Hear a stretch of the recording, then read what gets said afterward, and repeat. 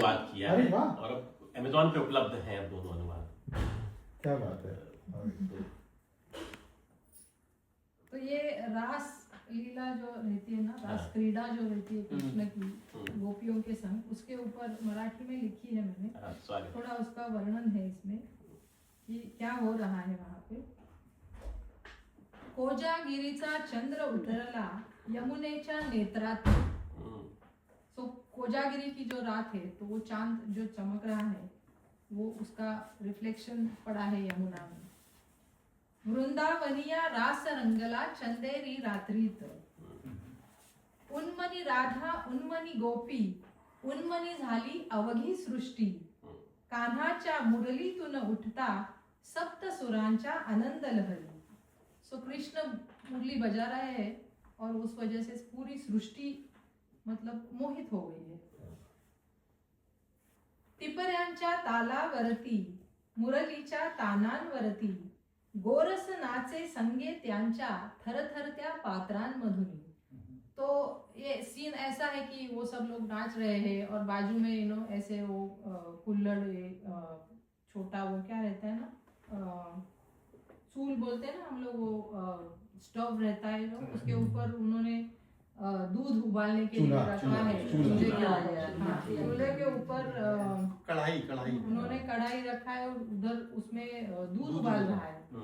तो उसका ये वर्णन है कि वो भी उन लोगों के संग नाच रहा है, दूध भी नाच रहा है। क्या दृश्य है।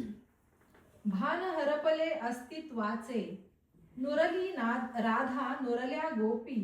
लोक लाज सोडून वाहिले जीवन अवघे कान्होबासी।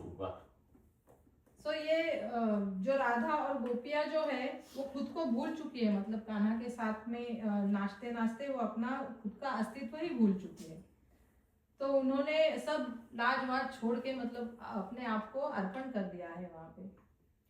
वृक्ष वल्ली अन वनचर सारे नदी नाले अन वसुंधरा ही। चांदण भरले गगन ही नाचे मन मुक्ताच्या चरणांपाशी। सो सब वृक्ष और नदियां नाले मतलब सब उसके और आकाश भी नाच रहा है। मनमुक्त श्री कृष्ण मनमुक्त है, श्री कृष्ण सबसे मुक्त है और उनके चरणों पे ये सब लोग उनके चरणों के सामने ये नाच रहे हैं।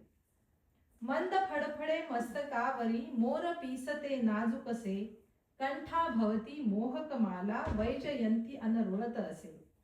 तो ये तो बेसिकली आप सब जानते हैं कि उन्होंने मयूर का जो पंख डालते हैं तो इसका वर्णन है कि वो ऐसे हवा पे वो लहरा रहा है और उनके गले में हमेशा एक फूलों की माला रहती थी जिसे वैजयंती बुलाते थे, तो वो भी वहां पे है, वैजयंती माला उन्होंने पहनी है। राधा कान्हा गोपी कान्हा टिपरी कान्हा मुरली कान्हा।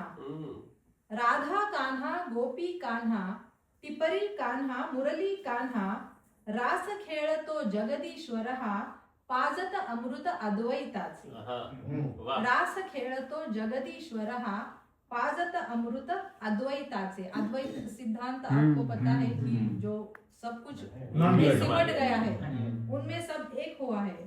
तो ये उसी का वर्णन है कि राधा भी कान्हा में सिमट गई, गोपियां भी सिमट गई है, वो टिपरी मुरली वो सब जो है वो सब उनमें लीन हुआ है। तो ये बहुत बढ़िया।